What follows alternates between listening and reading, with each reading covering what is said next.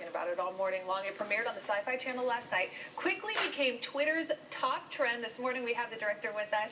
Welcome to Anthony C. Ferrante. Great to see you. Great to see you.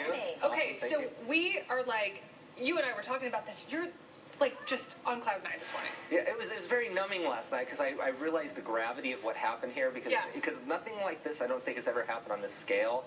We made this movie where it was like everybody decided they're going to go watch it, and it wasn't just a few people. It's like everybody wanted to see this, and then we started tweeting and communicating with the fans, and it was like this communal online experience where, like, instead of going to a movie theater with a couple hundred people, it was like across the country, and we just were watching all the stuff, and so we were responding to the fans. The power of social networks, yes, right? Exactly. And really, you were talking about the title. I mean, the title is really what grabbed people to begin with, right? Exactly. Sharknado. What is Sharknado? That, right? Because I happened to wake up this morning and go, what the heck? What's Sharknado? And many people at home might be going, what is that?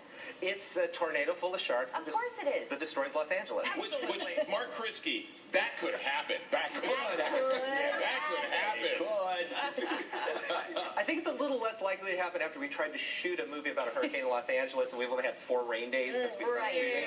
But maybe it's somewhere else. So where did you even get the idea for something like this? It was something that's been floating around for a while, and basically, you know, they said, you want to make this crazy movie. A lot of people didn't want to do this movie because they didn't think you could shoot this script. Yeah. And it's more ambitious than I think any other film that's been on Sci-Fi, and I think that's probably one of the reasons why people were attracted to it, because they would see the trailer and they're going, I don't know how they're doing this. And a buddy of mine, Robbie Rist, he's in the movie, and after he saw the rough cut, he said, it's a movie that doesn't know it can't do that. And I love it. It's like, I'm very proud of the fact that we did this movie that no one thought we could make for the limited budget. We had 18 days to shoot this thing. You're kidding. 18 days. 18 days. And the budget was?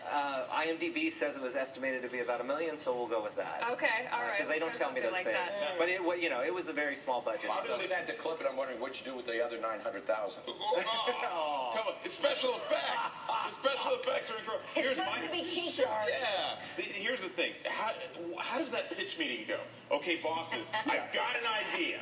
A tornado and sharks. I mean, how do you sell that? Well, you basically have all these hybrid movies, and I think what happened is you take a shark and you take a tornado and you put them together, and now not only, you know, because they had two-headed shark attack, they had Sharktopus, you have all these different things, but now you're taking like 2 different genres, and I think safely after this movie, I don't think anybody can make a hybrid shark disaster movie, because this is the last end-all be-all. The one and only. Let's go ahead and take a look at a clip from the film Sharknado.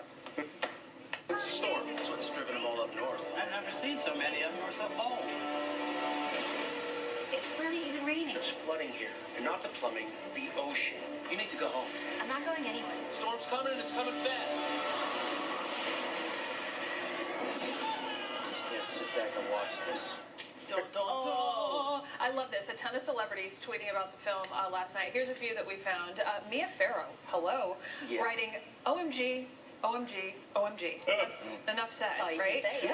Will Wheaton, of course, Stand By Me fame, saying 2 commercials in, and Sharknado is awesome. I wonder if I get a cameo in the inevitable sequel. Well, after all the funny things he wrote, he has to be in the sequel. Will, you were in it. He wrote so many cool things. There were so many funny things. Like Judah Friedlander wrote on his Twitter feed, he goes, yes, I directed Sharknado under the pseudonym of Anthony C. Ferrante.